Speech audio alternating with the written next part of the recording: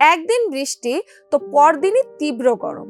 কখনো টানা বৃষ্টিতে বিপর্যস্ত হচ্ছে সিলেট, আবার হঠাৎই শুরু হচ্ছে শুষ্ক আবহাওয়া।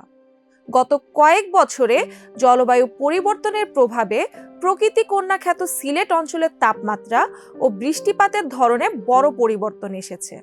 এর প্রভাব পড়ছে হাওর, মাটি ও কৃষিতে। বিশেষজ্ঞরা বলছেন, অপরিকল্পিত ভূমি ব্যবহার, দ্রুত নগরায়ন ও অতিরিক্ত অর্থনৈতিক কর্মকাণ্ড প্রকৃতির ভারসাম্য নষ্ট করছে। গত ৩ দশকে ভূমি ব্যবহারে বড় ধরনের পরিবর্তন সিলেটের পরিবেশ ব্যবস্থাকে দুর্বল করে দিয়েছে এবং জলবায়ুর চরম পরিস্থিতি মোকাবিলার সক্ষমতা কমিয়েছে। গত ২ দশকে সিলেটের গড় সর্বোচ্চ তাপমাত্রা বেড়েছে প্রায় ৫ ডিগ্রি সেলসিয়াস। ২০০১ থেকে ২০০৫ সাল পর্যন্ত সিলেটের গড় সর্বোচ্চ তাপমাত্রা ছিল ৩৩.১৬ ডিগ্রি সেলসিয়াস। ২০২০ থেকে ২০২৫ সালের মধ্যে তা বেড়ে দাঁড়িয়েছে প্রায় ৩৮.২২ ডিগ্রি সেলসিয়াসে।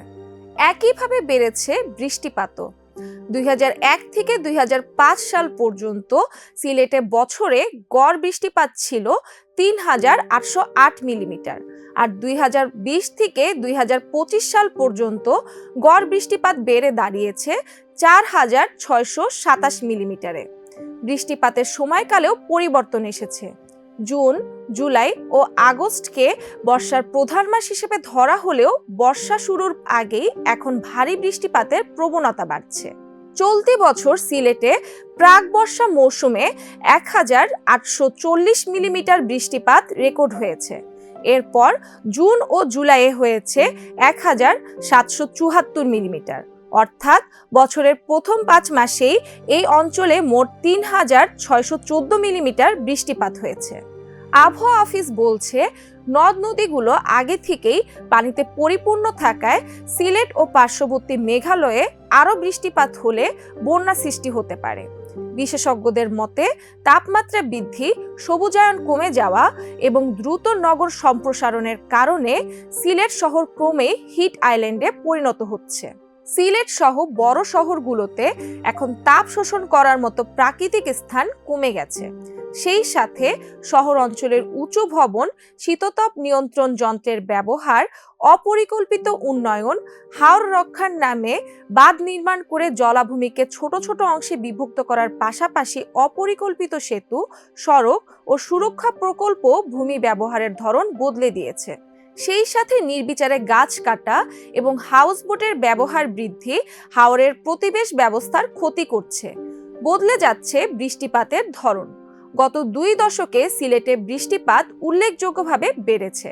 ২০০১ সালে যেখানে অঞ্চলে ৩,৪৭৪ মিলিমিটার বৃষ্টিপাত হয়েছিল, ২০২৪ সালে তা বেড়ে দাঁড়ায় ৮,২০৯ মিলিমিটারে। বৃষ্টিপাত বৃদ্ধি ও বারবার বন্যার কারণে সিলেটের মাটির গুণগত মান ক্ষতিগ্রস্ত হচ্ছে। একই সঙ্গে মাটির অম্লতা বাড়ছে এবং পুষ্টি উপাদান কমে যাচ্ছে।